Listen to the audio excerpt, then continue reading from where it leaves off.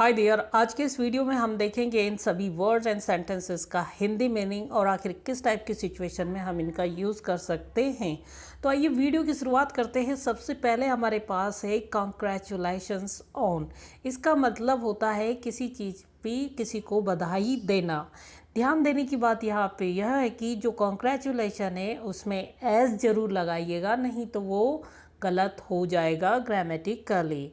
मान लीजिए हमें किसी को बर्थडे पे बधाई देना है तो हम बोल सकते हैं कॉन्ग्रेचुलेशंस ऑन योर बर्थडे।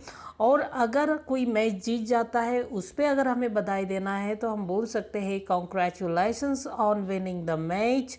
अगर किसी के घर नया बेबी आया है तो हमें उस पर बधाई देना है तो हम बोल सकते हैं congratulations on your new baby.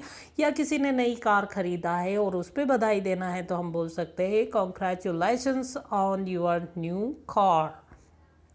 Next one is consist of, मतलब इसका मतलब होता है किसी चीज़ से बना होना।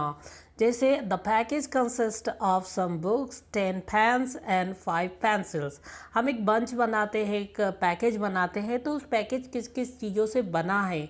तो यहाँ पे पास्ट टाइम में बात हो रही है इसलिए हमने पास्ट फॉर्म का यूज़ किया कंसिस्ट का और यहाँ पे ईडी लगा दिया। और मोस्ट ऑफ द केसेस जो वर्ब होता है अगर उसके पास्ट फॉर्म में बनाना है तो 90% जो वर्ब है वो ईडी के साथ पास्ट फॉर्म में कन्वर्ट हो जाती है। तो the package consist of some books मतलब पैकेज में कुछ बुक थी, 10 पेन थे और 5 पेंसिल थी। ये ना मतलब इन तीनों चीज़ों से मिलकर पैकेज बना हुआ था। एक और एग्जांपल देखते हैं। ए वाला क्वेश्चन पूछ रहा है what did your English test consist of. इसका मतलब है कि आपके इंग्लिश टेस्ट में क्या था, किन चीज़ों से मिलकर वो बना था। तो बी आंसर देता है it consisted of 40% speaking, 40% listening and 20% writing.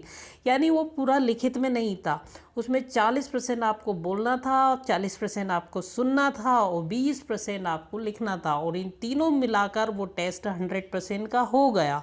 यानी इन तीनों चीज़ों से मिलकर वो टेस्ट बना हुआ था। नेक्स्ट देखते हैं गाट इट। गाट इट का मतलब हो जाता है किसी चीज़ को आपको समझ जाना। मान लीजिए ए बोल रहा है after work you have to go straight back home, got it. अब ये ए कोई मम्मी मान लेते हैं जो अपने बेटे से बोल रही है कि बेटा काम करने के बाद you have to go straight back home, आप सीधे घर को जाना।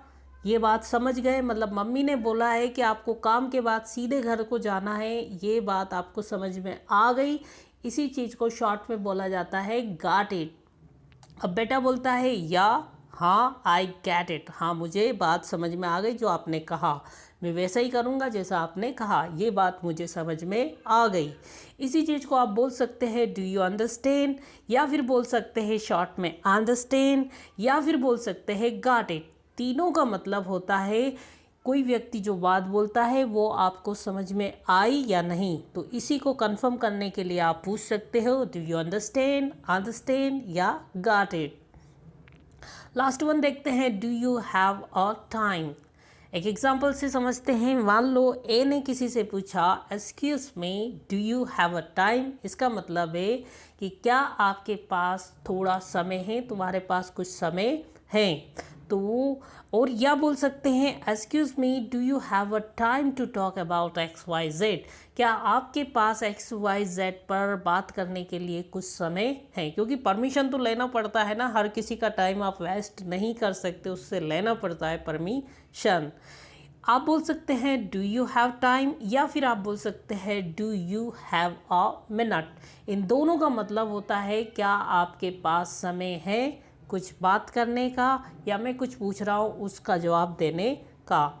आई होप कि इस लेसन से आपको बहुत कुछ सीखने को मिला होगा। अगर आपका इंटरेस्ट इसी तरह के वीडियो में है तो आप ली क्लासेस को सब्सक्राइब कर सकते हो, साथ ही अपडेट रहने के लिए बेल आइकन को हिट कर सकते हो। Thanks for watching and see you next time.